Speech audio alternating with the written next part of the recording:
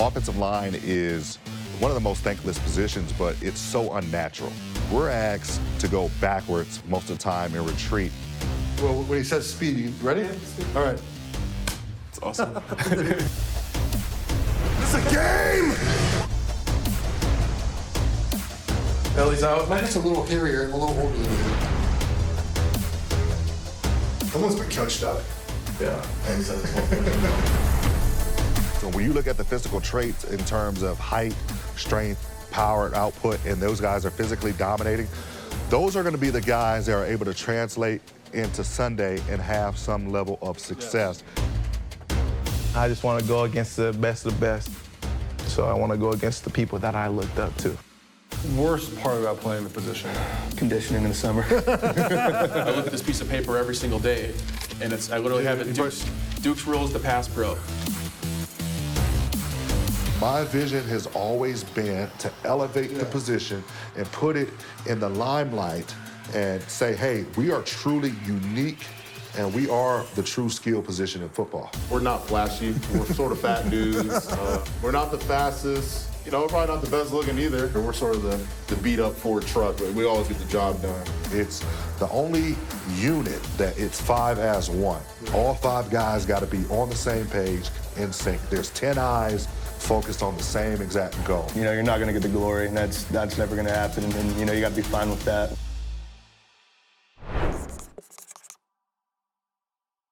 All right, guys, we're down here in Dallas with the Combine guys. Got to thank my man, Duke Manyweather, working with these guys for a long time now. We've been friends like 17 years now, and I was a little old freshman from Palisades High School.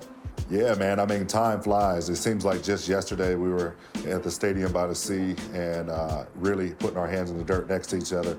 But I really appreciate you taking out the time to come down here and kind of check out what we do and to really capture in the true essence of what makes our program and what makes the position of offensive line special. Our bond around offensive line play kind of really grew as we grew as people. I mean, I just know how much time and effort you put into this. You'll be up at night with that phone watching those D3 guys play. And like, I've never seen someone so passionate about anything more than offensive line play, man. Yeah, you know what? Offensive line is special to me, and it was something that I've taken great pride in. And I've always just been a student of the game, knowing the ins and outs of the position, familiarizing myself with what's happening now in terms of players, kind of trying to stay ahead of the curve in terms of development, and just being in the know. I want to continue to gather information because when you can aggregate information, that allows you to help more people. We know that I'm only as good as the guy I play next to. They all want to succeed because they know that it only works if we all work together. We try to make sure that we're just putting guys in the best possible situation to succeed.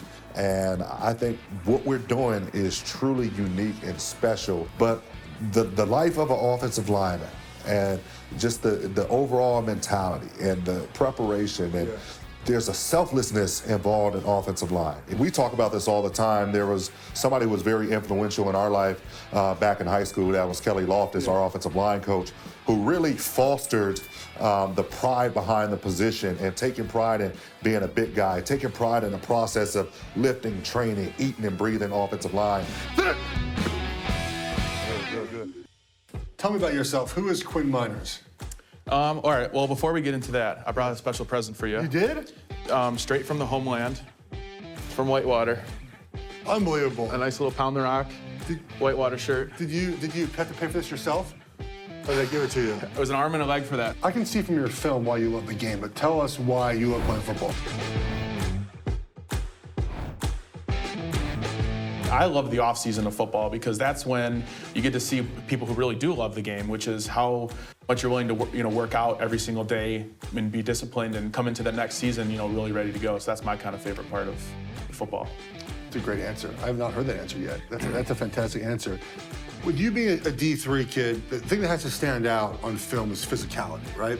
And it definitely shows in watching your film. You're not going to even get a chance to sniff the NFL unless you're physical. So you're the left guard here, and you're going to have a double team. And explain your thought process here as you double team and go up to 41 here and just obliterate 41. The mindset going into this play, we're backside, so we're going to call a queen block here.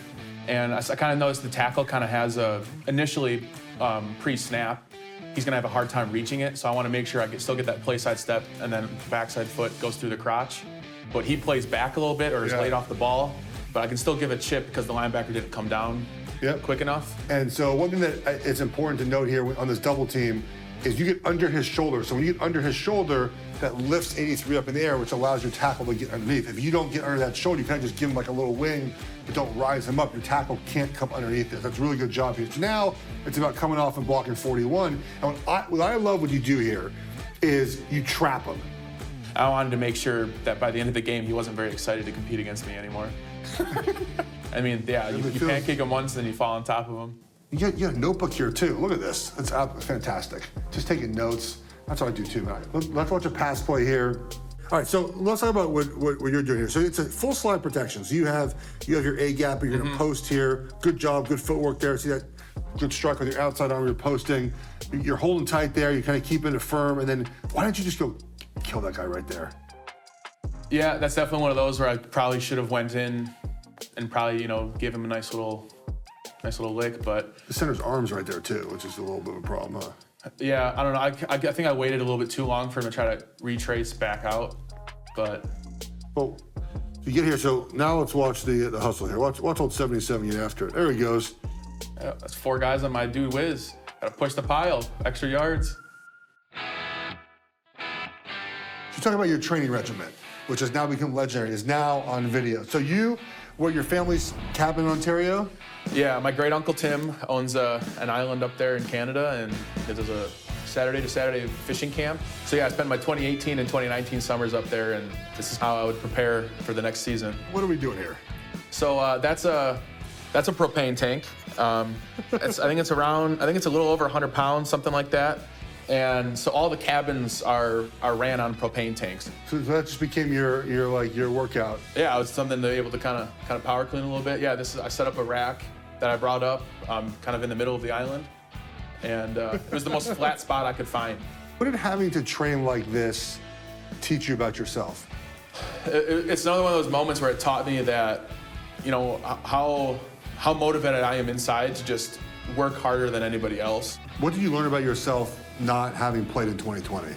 I think I got really creative and was trying to find any way possible. So part of my journey of learning center was me snapping into garbage cans in my backyard.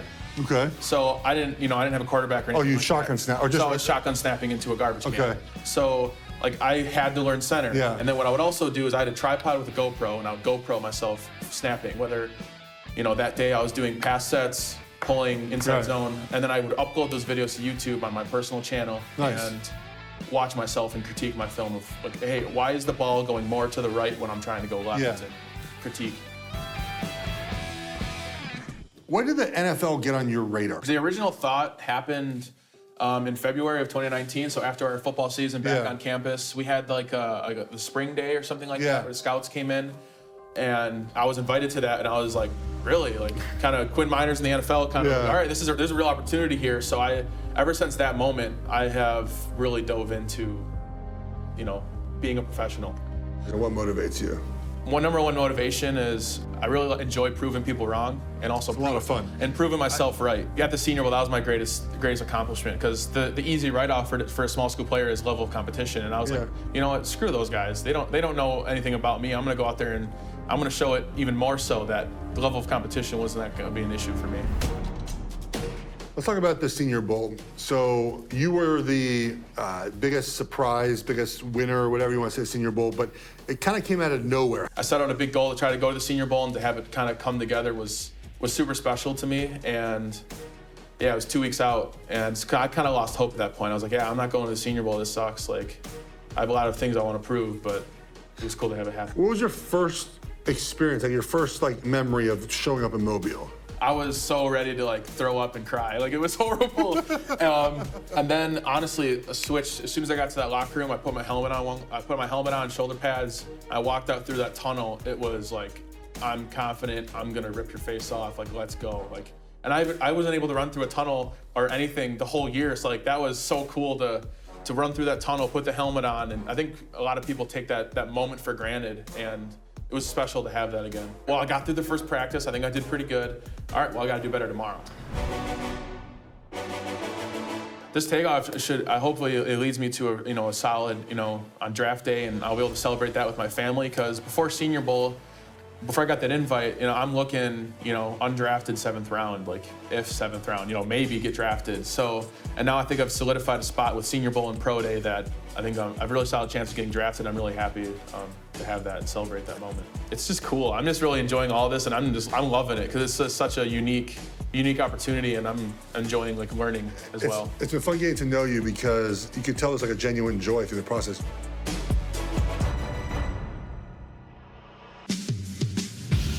Who is Trey Smith? Trey Smith is probably more of a nerdy guy. Probably would shock a lot of people. I watch anime.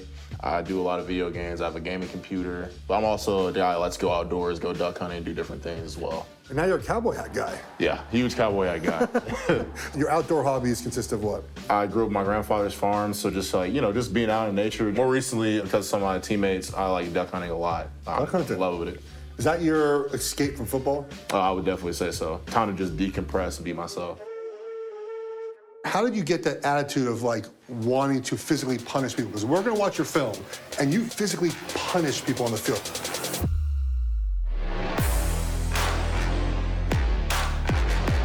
How do you turn that on as an NFL player? Yeah, I bring it back to high school, man. My high school coach had to sit me down. He's like, dude, you're too big, you're too strong, you're too athletic, you're playing way too soft. When I flipped the switch, it was too fun to ever turn it off. I get on the field, it's strictly business. I'm not trying to play around with anybody. So when you're a freshman here, 2017, #1 recruit in the country, it's your first game. It's your second play of your first game. You're the right guard here. Who's Trey Smith then? Very angry individual.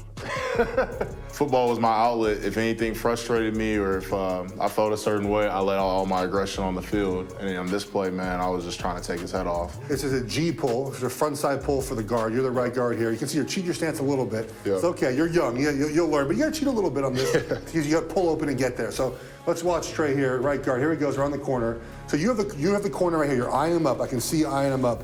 What are you thinking as you approach this guy right here? For us, it was always, man, just line it up. My O-line coach, Walt Wells at the time, was just like, man, don't slow down. Just do what you do, man. So as soon as I pulled around, I saw him I got to have it. The little punch at the end. Yeah, I was hyped up, man. This is all legal, okay, everyone? Don't send me messages saying that's dirty, okay? This is what offensive line play is, okay? Trey Smith, first team all-conference. He was the #1 recruit in the nation when he showed up on Rocky Top. But his career has been derailed because of blood clots.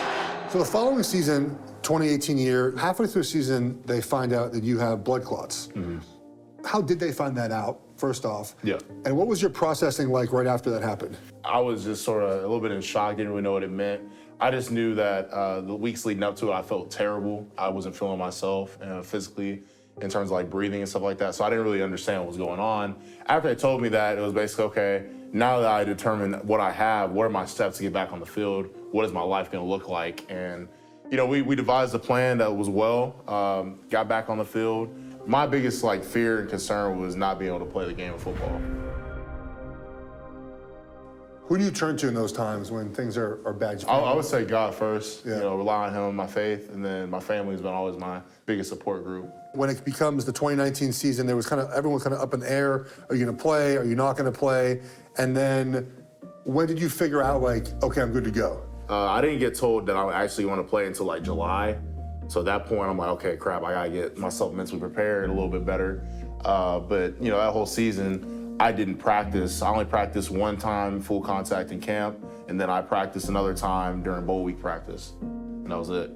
How did it make you feel that they changed the whole schedule for you? It's a testament to Coach Pruitt and the man he was, and just the University of Tennessee and how they care for their players. Medically, why could you not practice every day? The medicine that I take is a blood thinner, so if you get a concussion or any type of risk of internal bleeding, that's obviously bad. Are you worried about that in the NFL? No, I'm not, because the plan is so good. You talked about needing to prove you can practice. What changed between 2019 and 2020 as far as the way you practice? Yeah, in 2019, I only had 2 physical practices, one including bowl game. And then in 2020, I practice every full contact day on Tuesday and probably about half the days on Wednesday as well. So we're talking about, I went consecutive weeks sometimes. It was being a regular football player without any medical issues. You've said, if she were still here, I probably wouldn't be playing because she wouldn't want me to play. So what drove you to keep playing even though you kind of knew your mom might not have wanted you to? So for me personally, it was, my mom's deceased. She would just be more so worried about me as a person and, just worried about my health in general. And as a kid, you want to live out your dreams, and I have the opportunity to do that at a high level. But at the end of the day, I know she'd be concerned because my dad was even concerned. I know her concern would be, you shouldn't play anymore. But at the end of the day, I got to live out my dreams. My mom and I had a great relationship. So like a best friend almost, man. Could go to her for anything. Just a loving woman, taught me a lot of ways, like how to help other people just by watching her, but also the love she expressed for her family. I mean, it was incredible to watch and see every day. It's gotten tougher just not having her here. I think it was really, the reality struck probably about a year or two later when you start realizing, you can't call her, you can't talk to her, she's forever gone. But I think it was definitely the toughest thing I've been through in my life.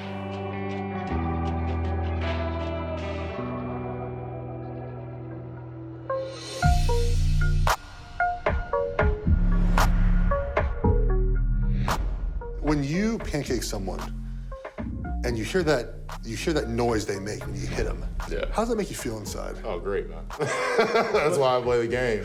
I love pissing them off, man. It's the greatest feeling of all time, because this position's hard, right? Like, it's not a fun position. What is the best part of playing offensive line?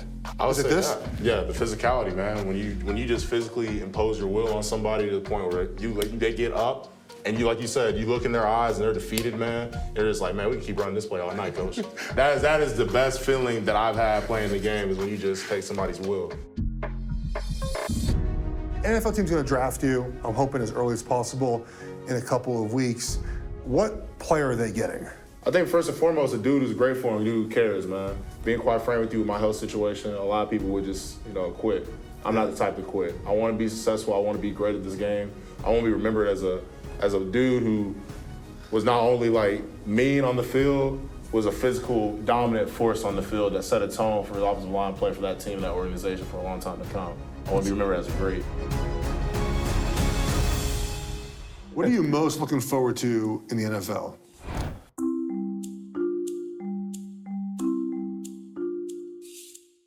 Just going in there and be able to, take a team to the next level in any way I can, and be a part of a team and, make those close friendships again.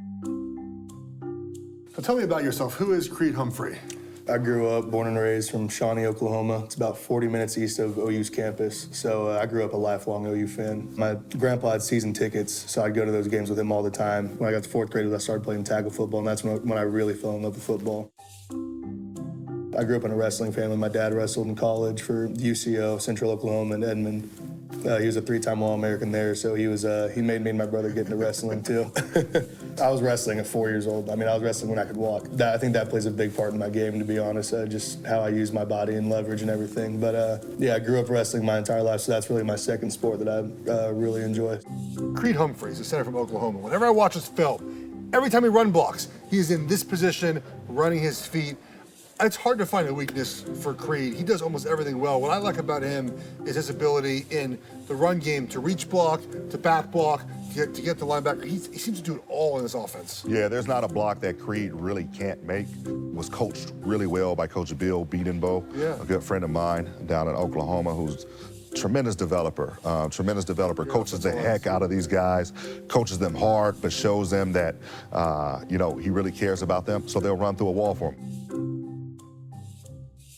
All right, let's get to this first play here. So what makes you so unique, in my opinion, at center, is that you can make a plethora of blocks. You make all sorts of blocks, right? We're gonna see a back block here, which is a huge part of the GT scheme you guys are, right? Guard and tackle pulls, your number one favorite play. So you're gonna have a back block here, and watch him be able to kind of wrestle with that guy. See right there, the little wrestling background? As this guy comes in here, you slide your hips in. What are you trying to do on this play, and how much did your wrestling background kind of help you on these blocks? Yeah, like you said, I was short on that first step, and at that point I knew I had to be able to get my hips in between him and the hole.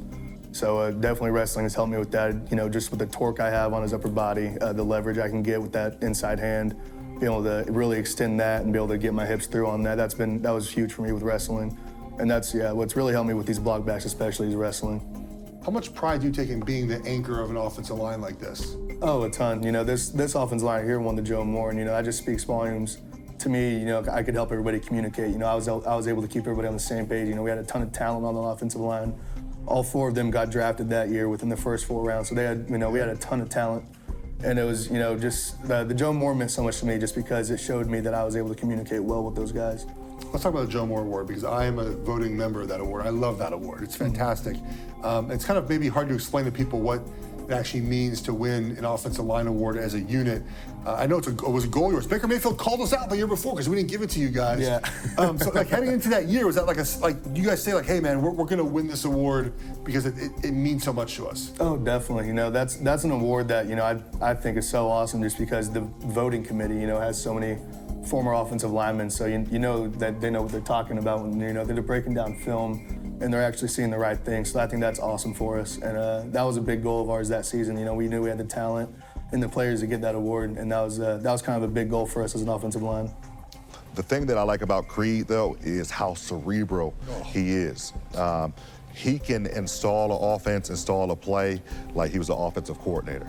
And that's important because when you're talking about a center and an elite thinker, you got to know the big picture of how everything fits into the grand scheme. And Creed is able to do that kind of out of his sleep.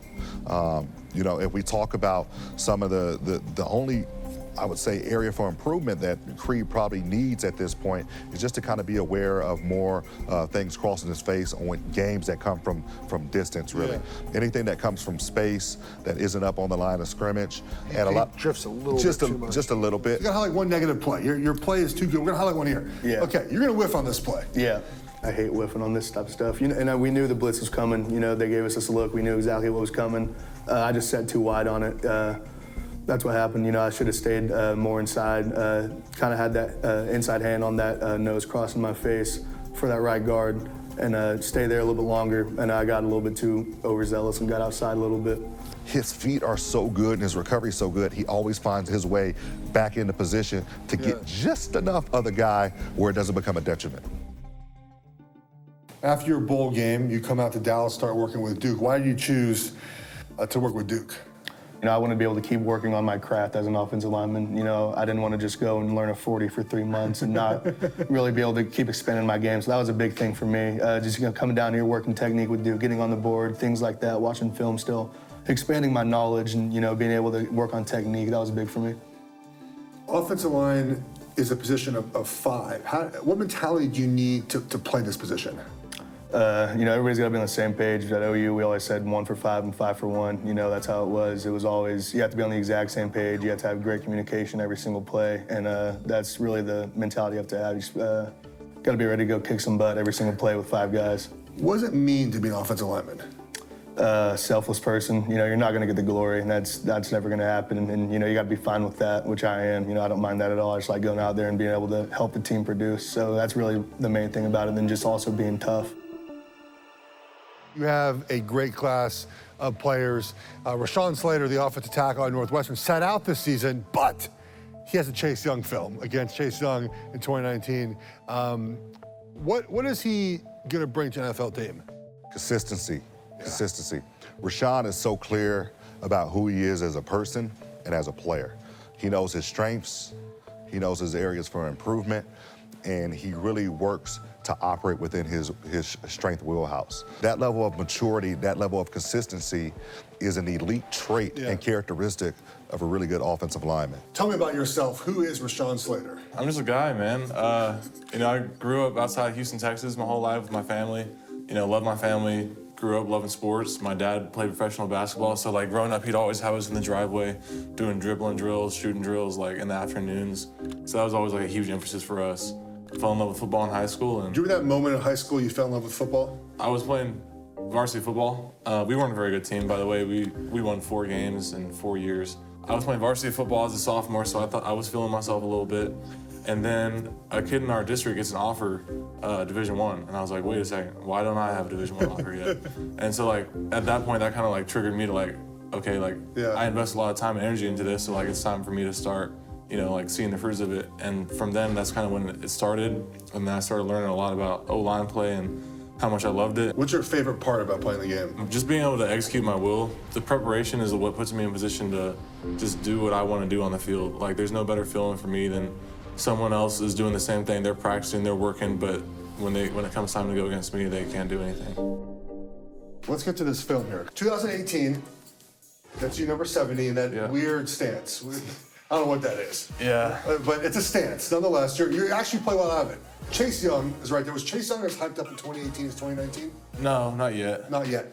Here you are, Big Ten championship game. So here you go. It's a reach block to the right. What are you thinking in this alignment as you go to reach Chase Young? So I'm thinking, I'm solo on this reach. It's a man reach, so I'm thinking I want to get my hat on the play side of his hat. And if I don't reach him in the first couple steps, then I'm just going to try to get strong with my inside hand and clear up the picture for the running back.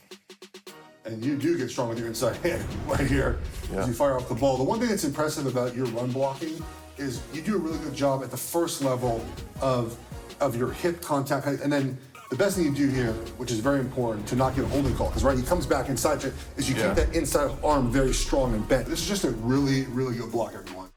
Let's go back here. There we go. Watch this full one time through. Look at this. There's a touchdown here, right? You got this early in the game. Yeah, that was awesome, man. The stadium was just so loud during that. There he goes. Yeah. Your dad played 8 years in the NBA. He retired when you were very little. Do you remember much of it? Have you watched YouTube clips of his career? I definitely don't remember any of it, but trust me, he's made me watch plenty of tape. He blocked Michael Jordan, and that's a pretty cool one to have. Has his professional experience helped you prepare for the NFL? Absolutely. Since I was younger, he's always been preaching, take care of your body. Academics has always been a big part of your life, whether in high school or college. Is that why you chose Northwestern?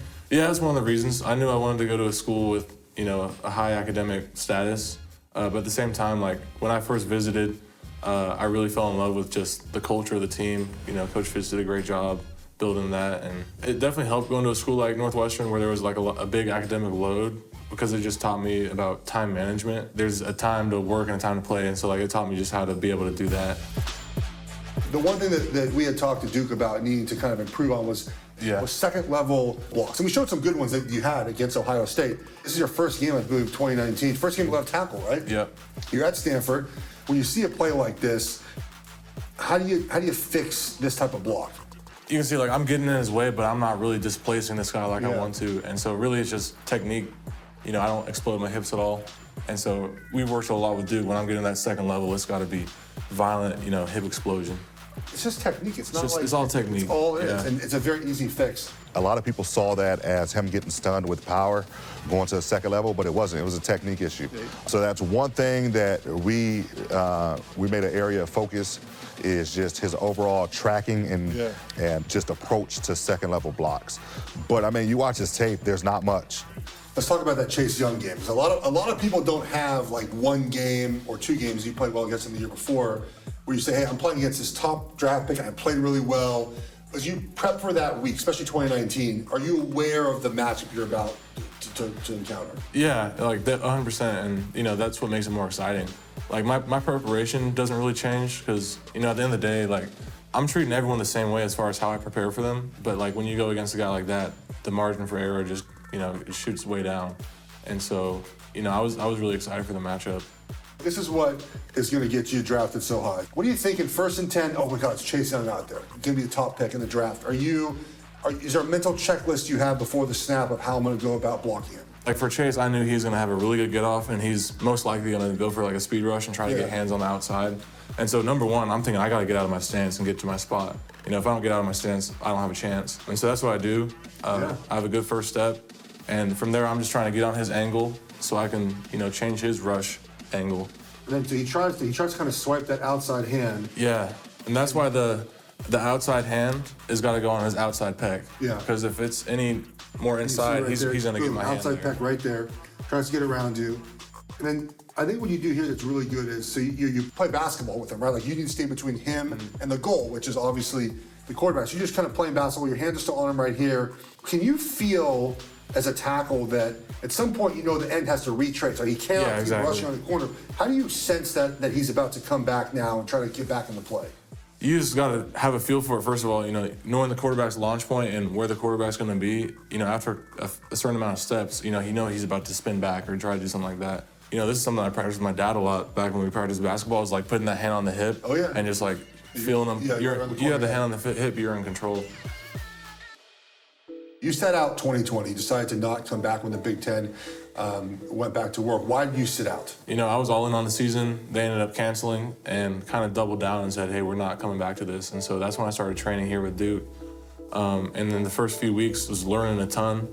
My body was starting to improve, stuff like that. And with so much uncertainty in college football, there's a lot of games getting canceled. I just decided to, keep focused on my career, because ultimately my goal is to, have a great rookie season and a long career. And so I just decided to keep investing in that. What did you learn most about yourself in this 2020? A lot of stuff was going on, having to make like major decisions, choosing to declare for the draft, picking an agent. Like, I actually got engaged in December. Congrats. Yeah, thank you. So it's been like a ton of just big decisions, and it's like kind of just been a real welcome to adulthood type deal. I'm really excited about Rashawn's overall progress this past fall and winter, and I'm excited about his trajectory as a pro. He's going to be a good one for a very long time. You just have to watch this left tackle, Sewell. He just finishes people. That damage on the ground. Let's go deep. Let's go deep. The 74th winner of the Outland Trophy. Give it up for Penei Sewell. As the country's best lineman, the Oregon tackle, he's just a sophomore. 50-pound clean guy that weighs 330, that's got feet. First name Penei, last name Sewell, and I love to play football. Every day.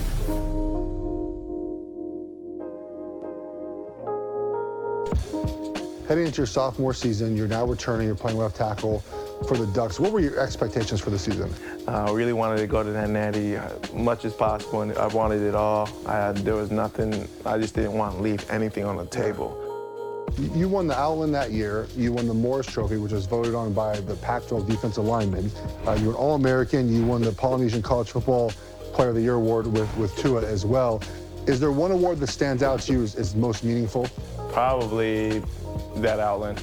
Yeah. To be the first Polynesian to ever win that award, and to also be the first Oregon player to win that award, it kind of broke me down a little bit. Thank you for making my dream possible, and thank you for having me and my family here today, and to be awarded one of the most prestigious awards. How has the Samoan culture, the Polynesian culture, shaped who you are as a football player? How did it shape you into being the person you are? So the number one thing I kind of learned from my culture is loyalty. So for me, I took that loyalty to a whole other level. Loyal to my teammates, loyal to the game, loyal to my craft. That every time, day in and day out, I was gonna be loyal to what I love. And that's, I guess, I picked the football, and I picked the people around me, most definitely, without a doubt. Exercise!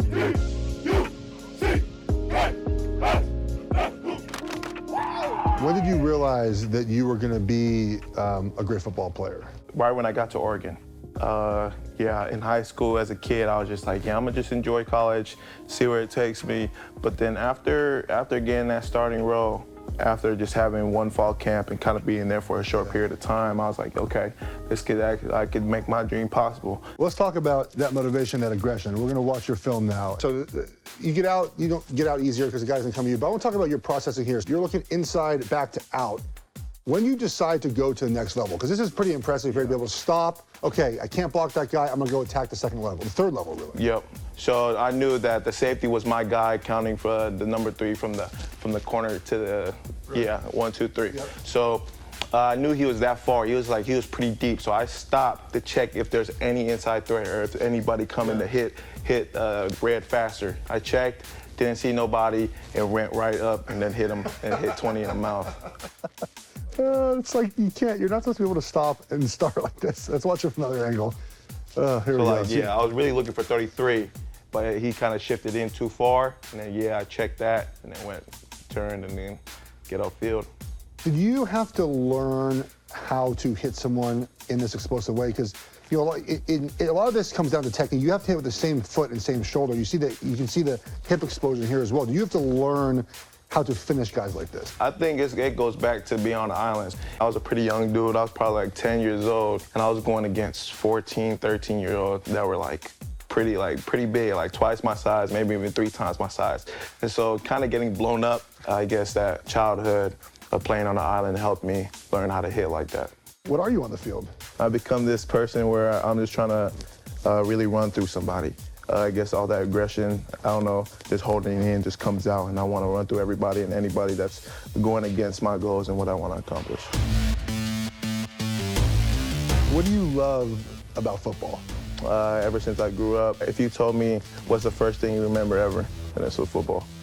My dad's always been around the game, so I've always been grew up around the game, running cone to cone or running with a football or throwing a football. It's whatever. So that love's always been there from the beginning. What do you remember most about growing up in American Samoa? Just waking up, just walking to the beach or waking up and just playing outside and enjoying what the island had to offer. Why did your dad decide to move you guys to the States? It was for a better opportunity. At the end of the day, the American Samoa didn't have the platform to really put our names on the map or to really get our names out to the colleges that we want to attend and want to go to. So making that move, he was just like, yeah, it'll just set you guys up for a better life, for a better opportunity, a better chance to really, I guess, be successful in the dream that you want to do.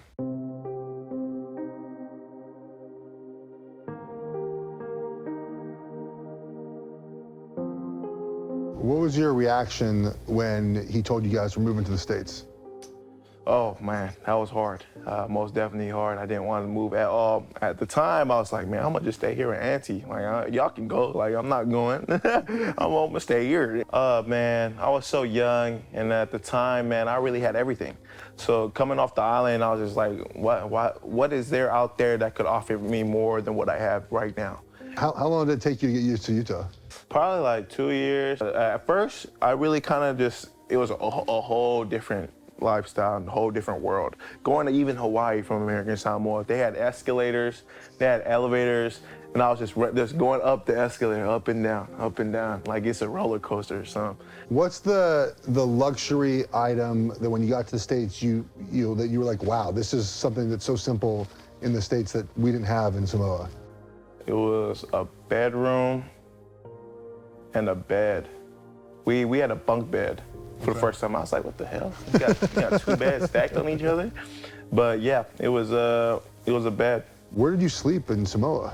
We all slept on the living room floor. So was that dirt floor, blankets, you're on wood, what are you on? So just to give you an overall view of my house, it was a shack. It was 1 bathroom, 1 bedroom, 1 living room, and then a kitchen, obviously. So the bedroom was used for clothes.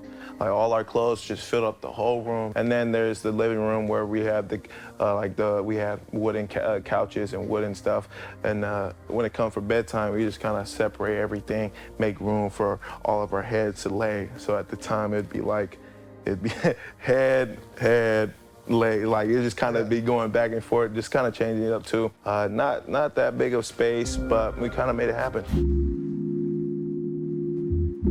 There's a lot of expectations placed upon you by yourself, by your family, by the Polynesian community. How are you dealing with those expectations? Any expectation, any type of talk, I hear it, but I don't listen. So I just go out there, cross the line, and play the sport I love, and again, do my thing. The Pac-12 decides to cancel their season in August, heading into 2020 for COVID, and you decide to opt out. Take me through that decision process. It was really not that, I guess, complicated. Once the Pac-12 decided to cancel, at first I was like, all right, they're not going to bring it back. Right when that happened, I just decided to opt out and to really work towards something. I didn't really like sitting there and kind of just waiting around, not knowing what was going to happen. So, yeah, I opted out, got down here and started training.